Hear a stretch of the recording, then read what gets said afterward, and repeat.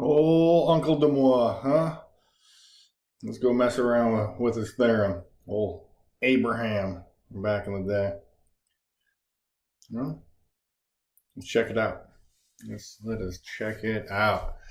So we've already got the proof, and we got the theorem. Here's DeMoivre's. But now we're going to add in a question along with it. So we got all the information under DeMoivre's theorem up top, and our question is going to ask.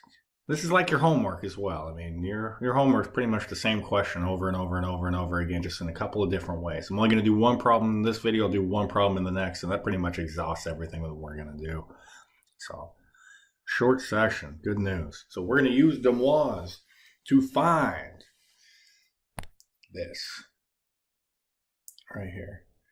So we have our z being equal to 4 times cosine of 20 degrees plus I sine of 20 degrees. And then we're going to be taking z and we're going to be raising that up to the third power. So really this thing is looking like z to the third power. So we're just going to use DeMoivre's, run it on through, place things where they go. We're going to use this formula right there. No big deal. However, the question does ask us to leave it in standard form, so I hope we can get really used to this idea. When we hear standard form, I'm not very good with using all the language, but that means a plus bi, which means we're going to solve it and then we're going to simplify it at the end. Let's get after it. Let's get after it. So we're going to be like, okay, cool. Well, our z is just equal to 4 times cosine of 20 degrees plus I sine of 20 degrees. But now when we go and raise it to the third power, well, let's see what's going to happen. We're like, well, z cubed, well, according to DeMoivre's, we're just going to raise our radius, that r, or the modulus, or the magnitude, to the third power.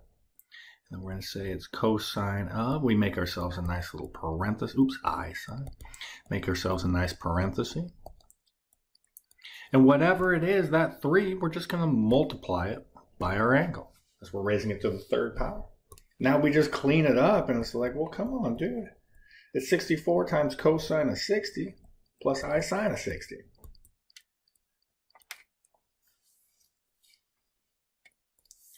But we need to leave this in a plus bi. And I don't know, after doing all this frickin' trigonometry with me, this should bother you, that just sits there going like, dude, it says cosine of 60. Change that thing to a 1/2.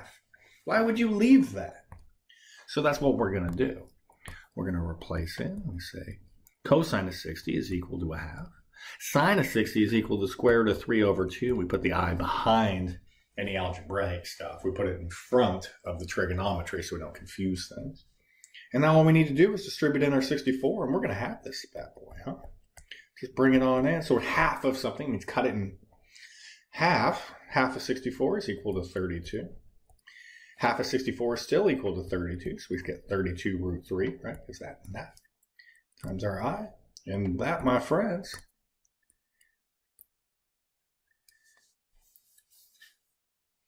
is a nice, simplified answer. We used DeMoivre's, and we left it in standard form.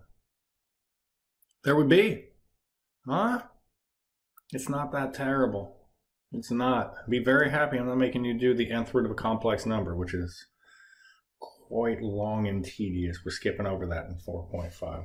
So, all right, one more video with the next type of weird. I believe that's going to exhaust everything that you're going to see either on a test or throughout your homework. There's no tricks in this section. There's no, I can't trick you. I can't come up with something hard or challenging. It just is.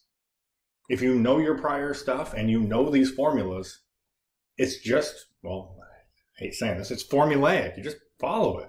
There's not so big logical leaps, which is nice. You just got done with your last exam was a bunch of logical leaps. This is just follow the instructions and pray for no brain farts. All right, I will see you in the next one where we're doing this a little bit more challenging, but I don't know. Y'all got this. See you soon.